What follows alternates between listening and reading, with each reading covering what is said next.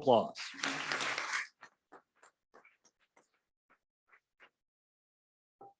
Good afternoon, everyone. It's an absolute pleasure to be here today with so many friends, my fellow Birmingham leadership Birmingham classmate, Dr. Starks, and Alabama A&M Bulldog. Good to see you, Dr. Starks. Today is a real honor for me. I've admired Mr. Washington from afar, and so having an opportunity to introduce him today is a real pleasure. And I think you'll agree once, for those of you who haven't met him, I think you'll agree with me that he's an amazing leader in our state. Fitzgerald Washington has served as Secretary of Alabama at the Department of Labor since 2014. During his tenure at the department, he has launched a statewide marketing campaign, initiated a new job fair initiative that brings available jobs to Alabamians, and has participated in a new alignment of workforce regions that allows for better distribution of state workforce resources. Prior to his appointment as the Secretary of Alabama Department of Labor, Washington worked for the Buffalo Rock Company for 15 years. He served as the marketing director, sales director, handling multicultural marketing initiatives before being promoted to the sales manager in 2002. Washington has also served as past chairman of the Chamber of Commerce of West Alabama, where he helped create the Minority Business Council to foster growth and competitiveness of minority-owned businesses in West Alabama. Also, an important footnote that he and I were talking about a little while ago, Buffalo Rock asked him to come back and serve on the board of directors. And so I think that says something about his character. When you serve at a high level, you leave, have a successful career, and then they ask you to come back and serve, says something about the person. Mr. Washington is married to his wife, Peggy, and he has two children, Carla and Fitzgerald, and they reside in Tuscaloosa. Ladies and gentlemen, Fitzgerald Washington.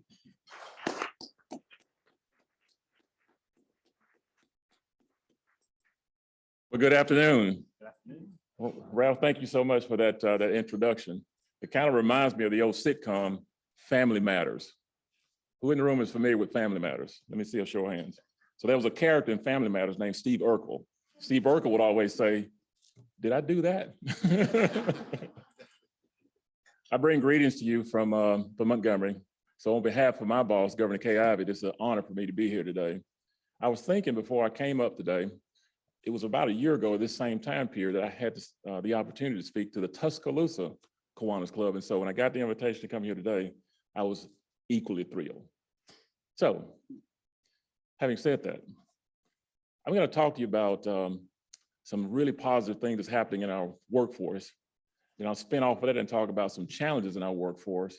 Then I'll talk about what our agency is doing to sort of ramp up and satisfy some of the challenges that are happening currently in our state. So I get asked this question quite often, and that is, what's the role and responsibility of the Labor Secretary for the state of Alabama? Well, the short answer is we administer the state labor laws, but we also arbitrate labor disputes. We manage 6 federal programs statewide, but I spend most of my time in the employment services side where we connect job seekers with employers. So again, my focus in this conversation is going to be about a lot of positives that are happening right now in our state, challenges, and then I'll talk about what ADOL is doing to respond to those enormous challenges. So I'm going to take you through a few slides real quick. So the unemployment rate, our agency is responsible for releasing the unemployment rate every month. Between the governor's office and ADOL, every third Friday, we push out the unemployment rate for the whole entire state. And we're in a really good place right now, a really good spot right now. Alabama's unemployment rate, and we released this for April, currently sits at 2.2%, the lowest unemployment rate in state's history.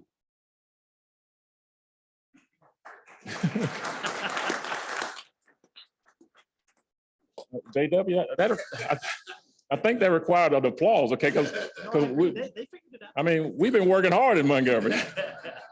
So let me say this again. The state's unemployment rate that we released for April is at 2.2%, the lowest unemployment rate that the state has ever received. Thank you. So let me show you how this works. So if I say something that you don't like, just take the salt shaker and just throw it up here, okay, if you don't like it. But when we talk about positives, okay, we've been working hard, okay? in the Governor Ivey's administration. Think about it. 3 years ago, in April of 2020, that's when the pandemic hit the state of Alabama. We rolled into the first quarter of 2020, and the state at the time was experiencing the lowest unemployment rate in the state's history at 3.5%. And then all of a sudden in April of 2020, where companies had to lay people off through no fault of their own, 25% of our labor force was laid off, again, through no fault of their own. So all of a sudden the unemployment rate went in March of 2020 at 3.5% to 13.8%. Seemed like overnight. So fast forward, look at where we are right now. From April of 2020 at 13.8%, and just last month, we announced that the rate has dropped down to a historic low of 2.2%. So that gives you an idea of how strong our economy is, where we are right now. So in comparison, this slide kind of speaks to where we are compared to the United States. The United States unemployment rate right now is at 3.7% compared to Alabama's low unemployment rate at 2.2%. So you can see Alabama's doing really, really well in terms of how we've been responding to those enormous demand as it related to the pandemic. I love this slide.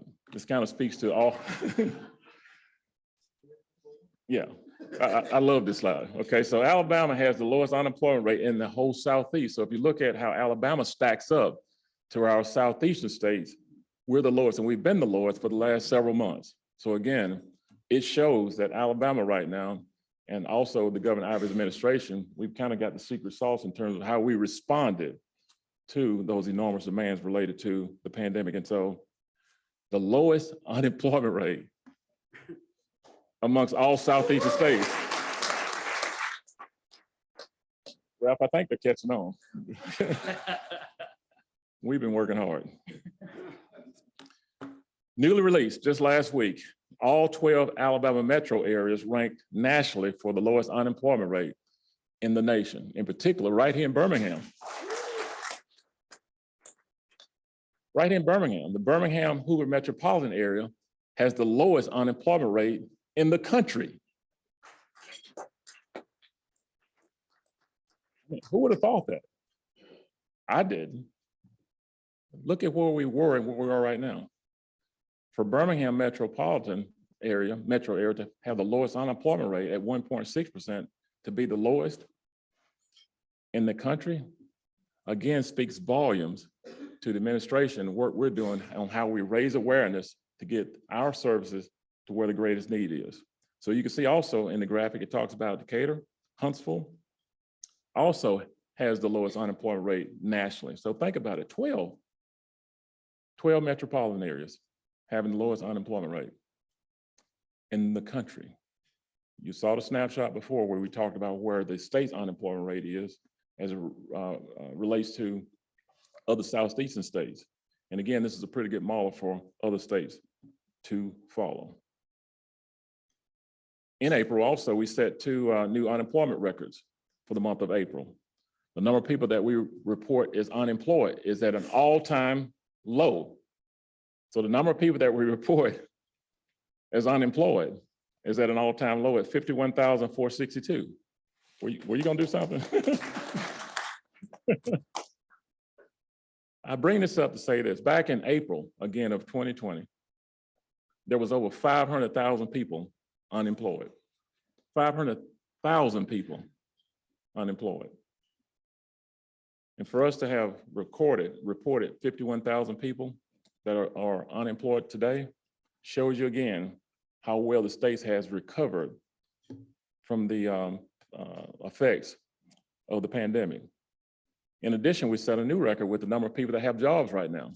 Currently, that's 2,241,000 people that have jobs now, the highest number in state's history.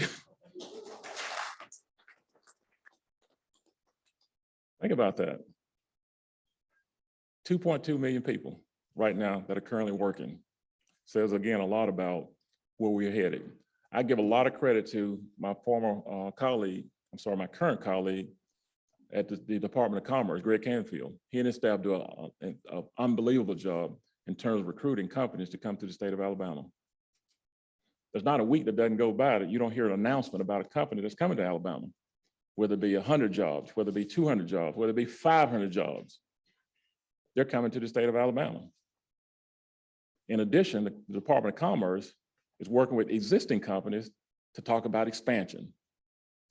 So in my opinion, these companies would not be coming to Alabama if they didn't feel like we didn't have the workforce to satisfy the jobs that are coming. And I know how competitive it is when the Commerce Department is sitting down with a prospect trying to recruit them to come to the state of Alabama. It's very, very competitive. And a lot of times it doesn't boil down to dollars and cents. It boils down to whether or not you got the workforce to satisfy those job descriptions.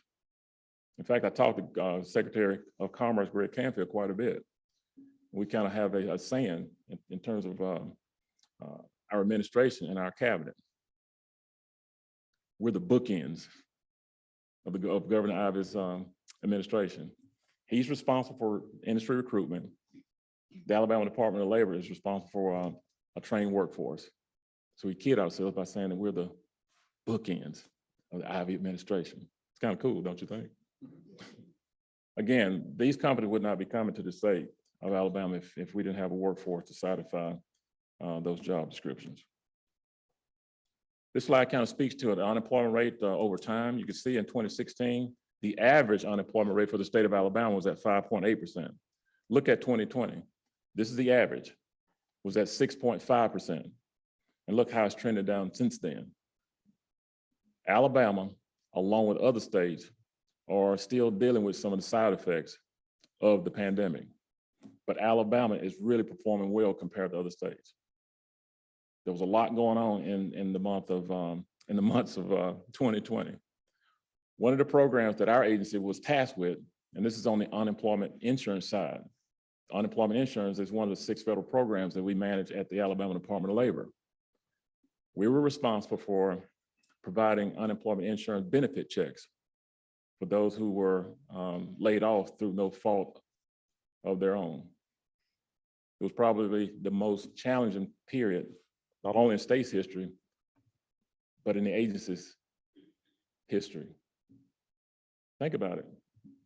When you have over 500,000 people laid off who were needing those benefits, our staff was tasked with pushing those payments out, and a very limited staff, I might add. It was almost like, and I can compare this to, if you were a doctor, the only doctor in a small community, and all of a sudden, 90% of your community got sick, and they showed up at your doorstep the next day looking to be treated.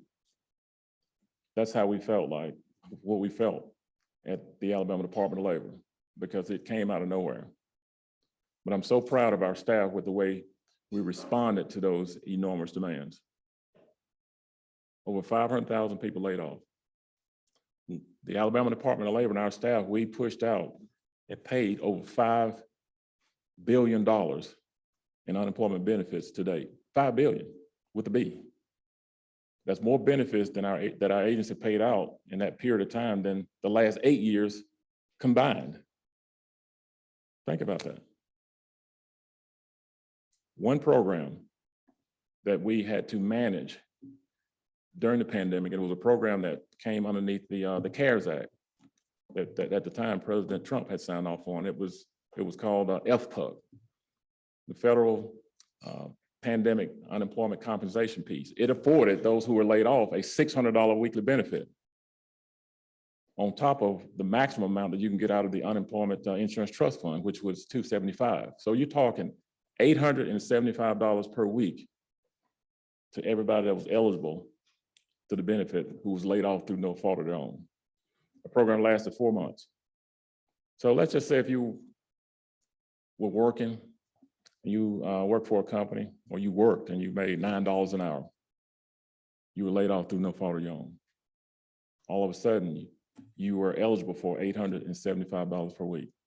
That's $21.87 an hour, or $3,500 a month. You automatically got a plus up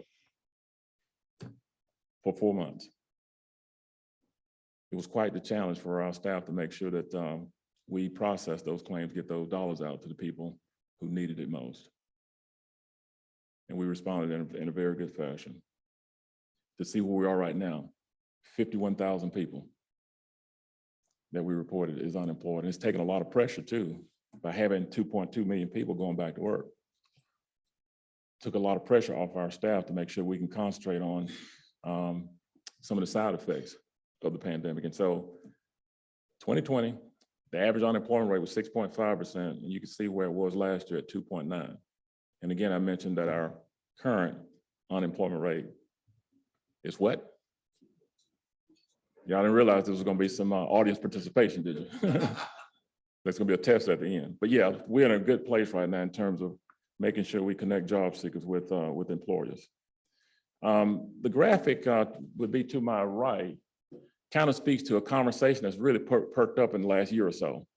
You heard me talk about all the positives in our workforce, but also there's some challenges. The labor force participation is a conversation that's come up quite a bit. Didn't come up at all, in my opinion, before the pandemic, but it has. The labor force participation rate is a different calculation compared to the unemployment rate. The labor force participation rate takes into account everybody that's actively looking for work and those who are actually working.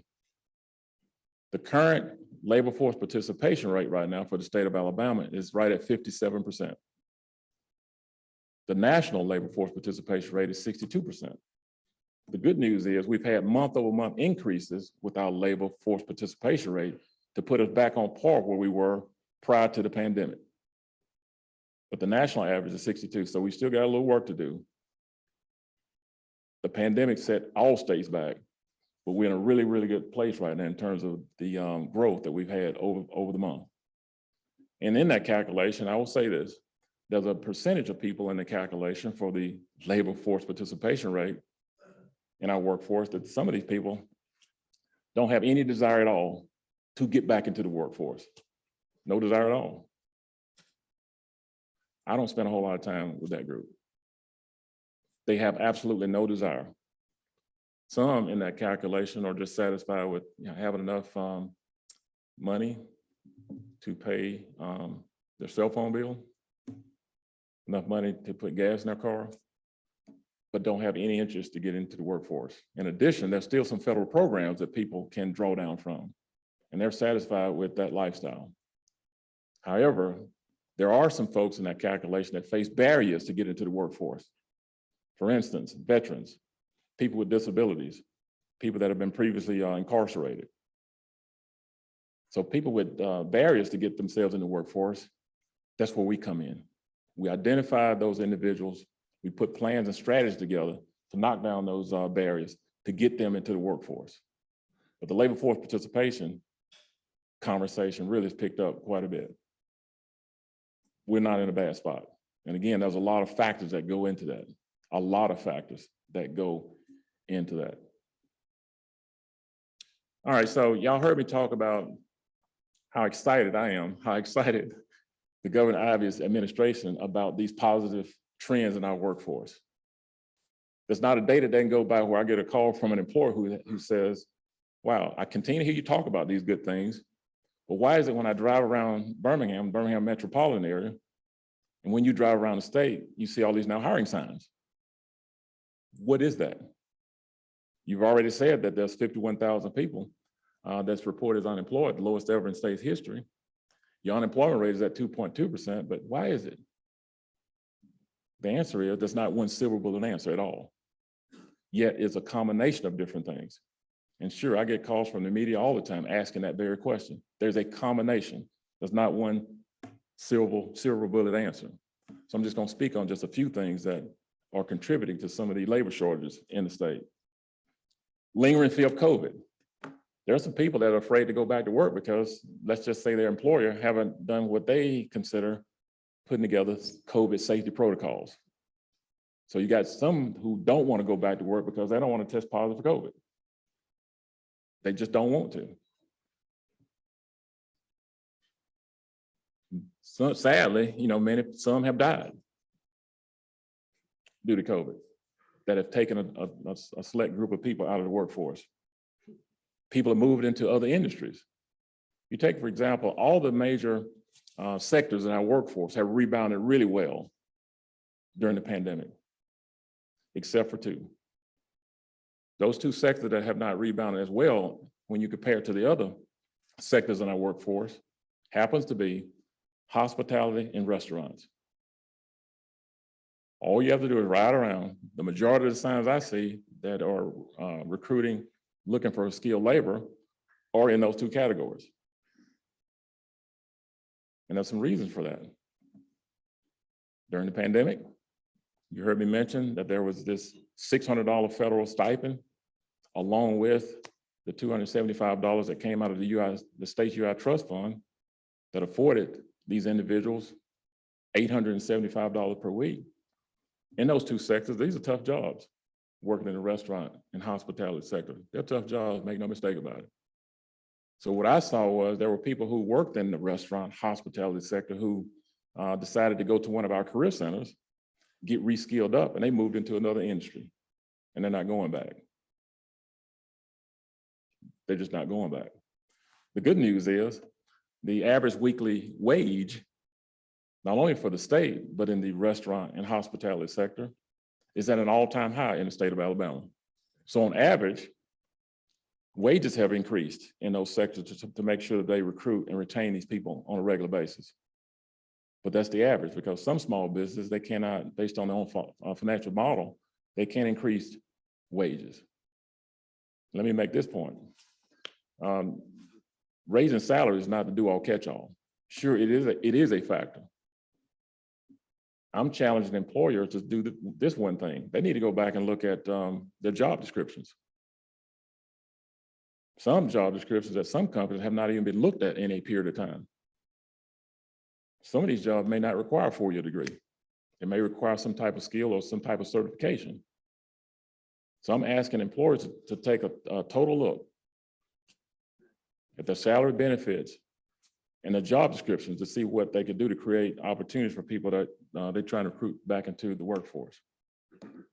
And again, I mentioned those jobs in the restaurant hospitality, they're difficult jobs. Think about it. If you worked as a waiter or waitress in a restaurant, you wait on a table of 10. You work your behind off. Table of 10, they get up and they leave you $1 tip. That happens. Some of these folks got frustrated and said, you know what? I was able to save money during that 4-month where the CARES Act program was in place. I can go through some training, go to one of my 56 career centers that we manage statewide. We touch all 67 counties. And I'm gonna get re-skilled up and I'm gonna move back and go into another area. The hospitality area. And Ralph, if you don't mind, I'm gonna be candid, okay? Hospitality area. And I'm just gonna say this. I don't mean to throw any disparaging remarks to anybody, because I know that may not be the people in this room. But some people are just nasty. Think about it if you were a hotel custodian. People check in a room, they just tear the room up, and then they check out and they leave. And the housekeeper has to go in there and clean up behind these people. And in addition, they have to walk in, there may be a cloud of COVID right behind them. That's a fact of the matter. It's just a reality. These are tough jobs, and that's why some of these folks, they're getting trained up and they move it on. But there's opportunity out there, again, because wages have gone up. But we have to make this thing easier for everybody. So people have moved into other industries. Early retirements and record resignation. Sure, the pandemic has caused a lot of people to retire early. Retirements both in the private sector and in the public sector are at an all-time high. I've had people that worked in my shop who would say, you know, I'm already retirement eligible. I don't want to have to deal with all the different things swirling around that has to do with COVID. I'm already retirement eligible. I'm going home. And so we're having to try to perpetually replace those through succession planning. Continued issues with childcare and elder care. Now, this was an issue before the pandemic. Childcare, daycare, and transportation. Those are 3 things that we struggled with well before the pandemic. And then since the pandemic, these 2 areas have really just increased like you would not believe. that we're dealing with. A continued skill gap shortage. There was a skill gap shortage prior to the pandemic. I remember sitting in workforce development meetings where some of these skilled jobs were difficult to fill. And I would hear some in these workforce groups who would say, what are we going to do to satisfy these key jobs that's being recruited into the state? We might need to bust people in from surrounding states to fill these jobs. And I would say, no, I don't think we need to do that. Because we've got 51,000 people that I've already reported is unemployed. We need to start there and find out what the barriers are. What if you worked on your job for 20 years? Where's Mac? Mac, what if you worked on your job for 20 years? You got laid off through no fault of your own. You hadn't prepared a resume in forever. You needed help to craft your resume to give you your best presentation. I would suggest to Mac, you need to go to one of our career centers. And again, we manage 56 career centers. We touch all 67 counties, where my professional staff would help you craft your resume to get you back in the workforce. You also have to take into account the underemployed. There are a lot of folks, that's 25% of our current workforce, we sort of identified as underemployed, which means you have the capacity to do more. You just may have been a mismatch from the job that you're currently in. A good example could be, I met a guy who was an engineer. He was working in a restaurant. He loved to cook. He worked in a restaurant, but he didn't realize that there was 20 engineering jobs within a 25-mile radius of where he lived. He graduated from a university with an engineering degree. And so when he found out the jobs within that 20-mile radius, he was able to transition out of the job that he was in, which again, he loved working in the restaurant. Now he's doing something that he really enjoys, which is what he went to school for. And so when he does that, it creates an opportunity for someone that are skilled in that area that he worked in a restaurant to fill that role. And so we just continue that cycle. Here's something sad here. All you have to do is go to the Alabama Public Health website. This is a snapshot of a dashboard that they update. 21,138 people have died in the state of Alabama that was due to COVID. Died, year to date. A large percentage of these people that have died due to COVID were in the workforce. We're working in the workforce. And unfortunately, they're not coming back. This snapshot talks about a skill gap study that we put on. The Alabama Department of Labor put together this survey. These are people who were hired in 3 sectors: construction, manufacturers, and the utilities. We got about a 75% return on the survey that we went out. This survey spoke to the number of people that they hired, not the ones that they didn't hire, who didn't clear a background check nor drug screening. And the biggest skill gap that they saw on people that they hired was they couldn't show up to work on time. 33% of the people that we polled, there was an issue with attendance. That's difficult. I'm a former HR director, and I used to be the person that would post jobs in the classifieds in the newspaper. And so you get all these resumes that come in, and you have to sit there and kind of weed through them to figure out who has the best skill set to match the job that I'm trying to hire. Then you hire that person. Then all of a sudden, there's an attendance issue. 33% poll said this is an issue as it relates to skill gap, followed up by following directions and time management, communications, and then critical thinking. This is alarming. We've got to figure out what do we need to do to turn this. In my opinion, it starts at K through 12. Because what we've seen is by the time they get to us at the Alabama Department of Labor, some bad habits have already been created. And it's difficult to turn that around. So that's why I've been charging my staff to make sure that we go into the high schools, K through 12, and talk about these in-demand, high-wage jobs to make sure we got the right curriculum to match the jobs that the employers are trying to hire. It's as simple as that. Right now, it's a job seekers market. We track job ads also. There's 2 jobs for every 1 person that we report is unemployed. 2 jobs for every 1 person that we report is unemployed. This is a job seeker market. And I'm telling you, the job seekers know this. They know if, Ralph, if you've got somebody, a direct report working for you, and it doesn't work out, you separate them. All they got to do is go right down the street because another employer is looking to hire somebody, and they'll grab them up just like that. Job seeker market, especially in a tight workforce, we have to do everything we can do to keep these people, recruit and keep them retained. This slide kind of speaks to, this is one of Governor Ivey's initiatives. It's called Success Plus. Success Plus speaks to, we have to make sure that the people that meet the jobs that's being recruited to the state of Alabama, that they have some skills. They have to have some type of degree, whether it be a certificate, whether it be a 2-year degree or a 4-year degree, to meet the demand by 2025. It has been determined that we need to have 500,000 people to meet our attainment goal, to meet these demands for the new jobs that are coming in right now. 45% of our current workforce right now have some type of credential. The goal is 60%. We're at 45% right now with a credential. The goal is to get to 60. So we're about 15% away from meeting that goal, and we have to get it by 2025. Sure, the pandemic set us back a little bit, just like it did every other state. But I'm excited to know that we're on track to get there by 2025. This is one of the things that the Alabama Department of Labor is doing to challenge and offset some of the issues that I talked about in our workforce. We've been really successful with our job fair initiative. We go to where the greatest need is. You know, one of the things I saw when I first moved to my appointed role, which was 3,243 days ago, was that a lot of people didn't realize the services that we offered at the Alabama Department of Labor. And then me being a former HR person, I knew a little bit about the Labor Department, but I didn't know what I knew when I got there. I'm looking in the toolbox, and I thought, wow, if I didn't know, a lot of other people probably don't know.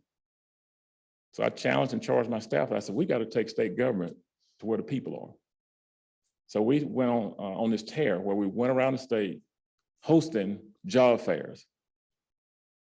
The first job fair that we launched, it really looked good on paper. I wrote the marketing strategy up.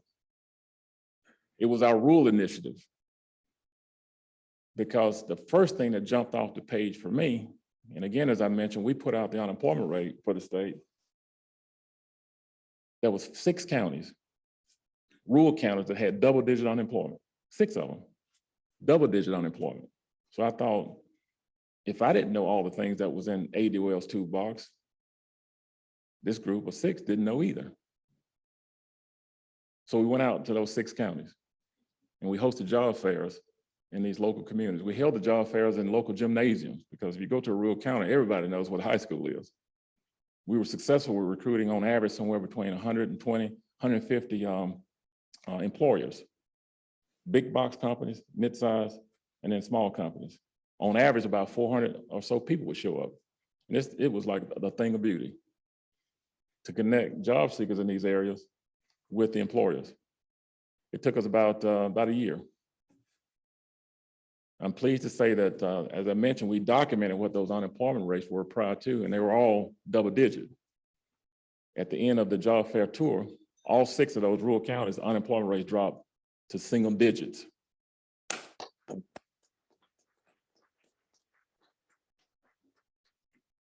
And I can't make this up, y'all. As I wrap up, I cannot make this up. There's some success stories that come out of these things that you don't know when you walk in the door. You know, my good friend, John Montgomery, is sitting here. He and I have talked about this. We talked about some of the successes that our staff has witnessed with this job fair initiative. So we're in Wilcox County, Camden. It was the first job fair that we went.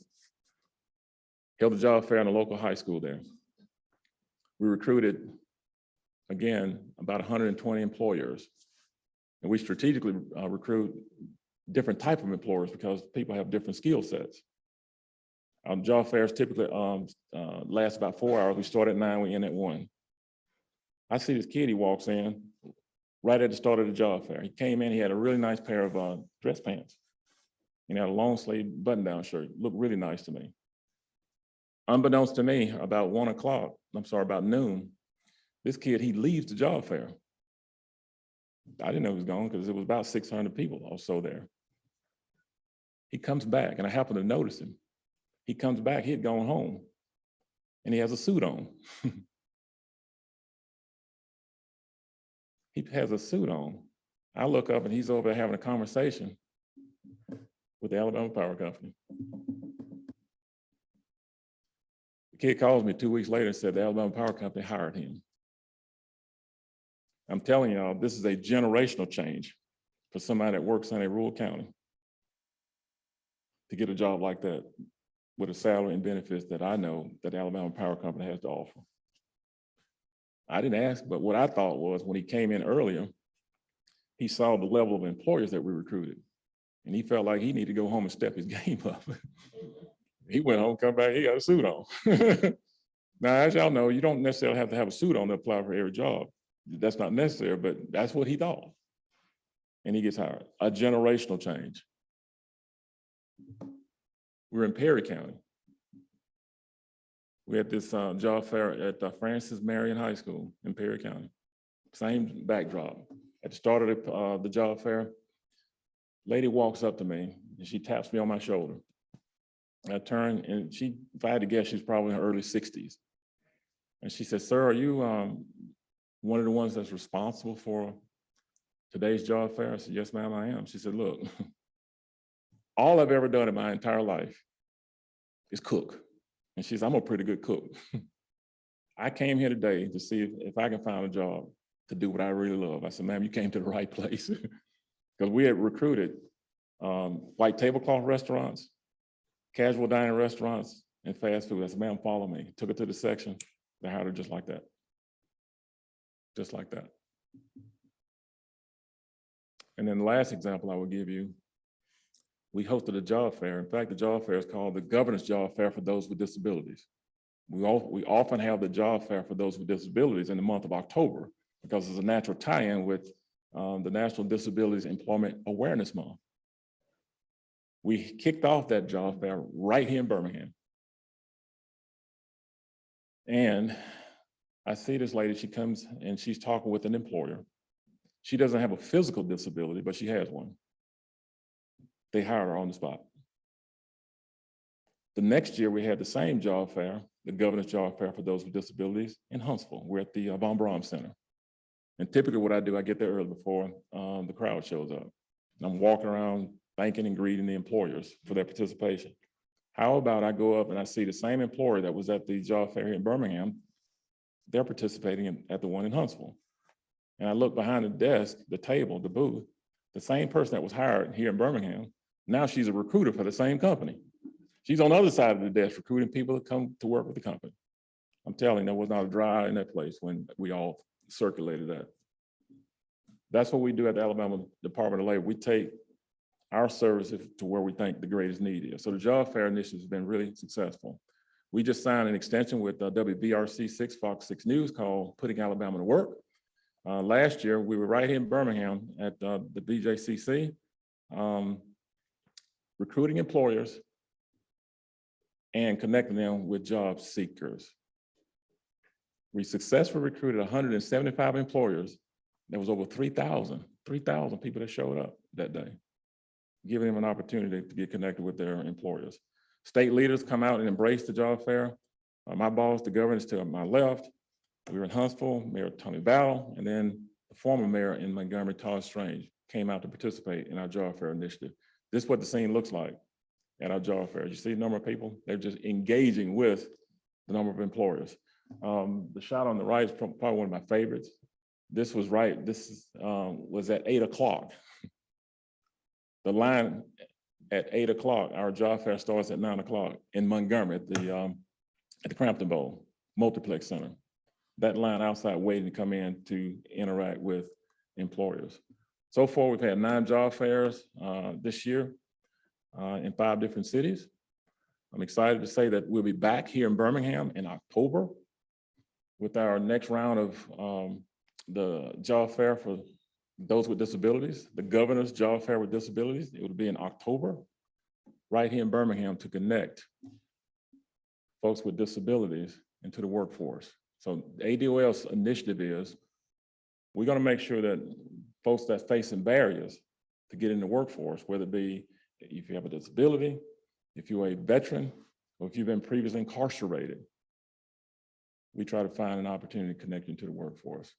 Our reentry program, our reentry job fair, also has yielded a tremendous amount of success. We kicked that off here in Birmingham. And that was difficult to convince an employer, and I get it. Some employers are a little bit skittish with hiring people that have been previously incarcerated.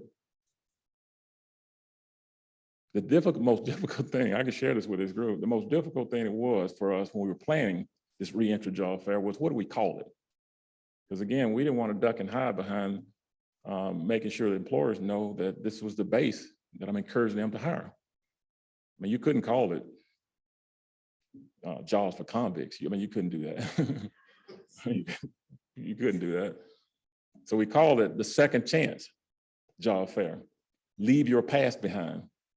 So if you had some type of prior addiction, if you were incarcerated, you come. We held a job fair again of about 150 employers that showed up. There were over 2,000 folks that came in to interact. And this is my last success story before I open it up for any questions. One employer that participated in our second chance job fair was Jack's Hamburgers. I know, John, you and I talked about this. It's worth repeating. Jack's Hamburgers was looking to fill 6 positions, 6. We unlocked the doors at 9 o'clock. In 30 minutes, they hired 6 people in the first 30 minutes of our job fair here. Then a year later, I called the owners back and I said, I'm just curious. You hired 6 people. Are they still with you? 3 of them, all 6 were still there. 3 of them had already moved up into higher positions. Now, y'all may not think that's a big deal, but it was a big deal for me because one, it told me that Jack's Hamburgers was struggling to try to find these 6 positions to fill, period, by the people that just walked into their locations. They participated. And then 2, for the ones that had been previously incarcerated, they were looking for just a chance. They were looking for a second chance. And they were able to get it. It was a big deal for me because some of y'all might think, oh, okay, that's probably a minimum wage job. I'm telling you, that was a big deal for me and our staff to see us connect people, because that's what that was all about. So, with that being said, what questions do you have?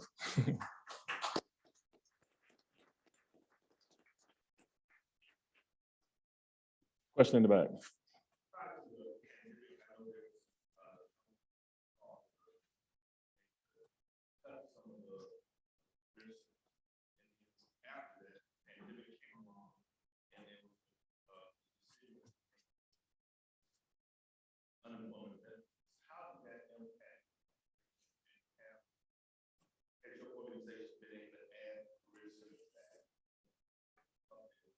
All right, I'm gonna clarify that in 2 different ways. So we didn't cut any career centers. Now we did close 2 call centers.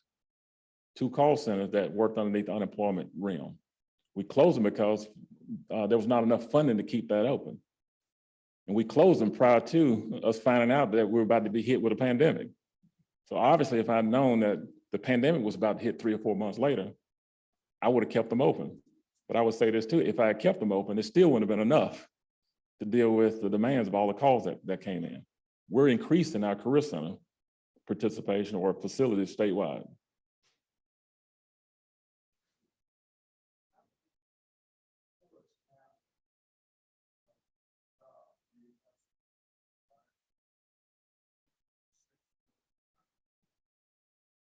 Several jobs. I don't have a specific number, but I can tell you this. We recorded and documented what those unemployment rates were prior to the job fair initiative.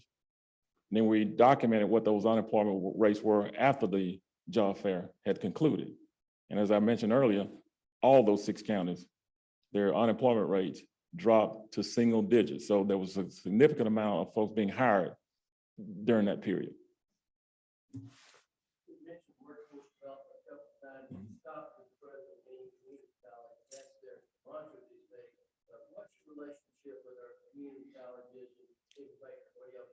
That's a really good question. So let me start by saying I'm a product of the community college system. I'm a 1919 graduate.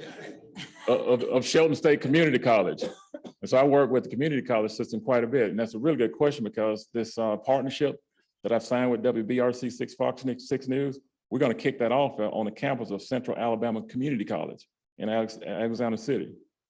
We started a partnership with Fox 6 a year ago. We kicked it off, guess where? At Shelton State Community College in Tuscaloosa. So we work with them hand in hand on anything we do at ADWell because our initiatives are aligned. One more. Do you work with the unions at all? Mm-hmm. The question is, do we work at the Alabama Department of Labor with the unions? Yes, absolutely. By virtue of my appointed role, I actually serve as chair for the Governor's Labor Management Conference. And so you must have knew where I was last week. So there was, we have an annual conference.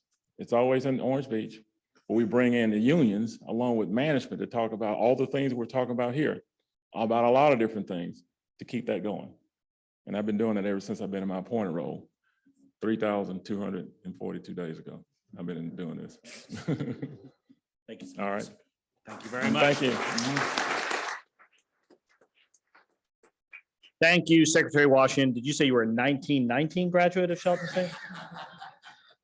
Thanks for taking the time to join us today, and thanks for all of the good work. My office used to be on 217 Washington Street in Marion, Alabama. And so I appreciate all you're doing for folks of Perry County and throughout our state, especially rural communities.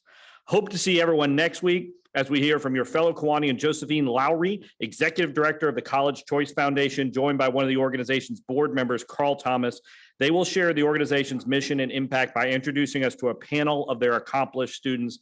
Folks, if you are short of inspiration in your life, come listen to all of these kids from Homewood and Birmingham City Schools who are right now doing incredible things at schools all over this country. And otherwise, have a great week. We are adjourned.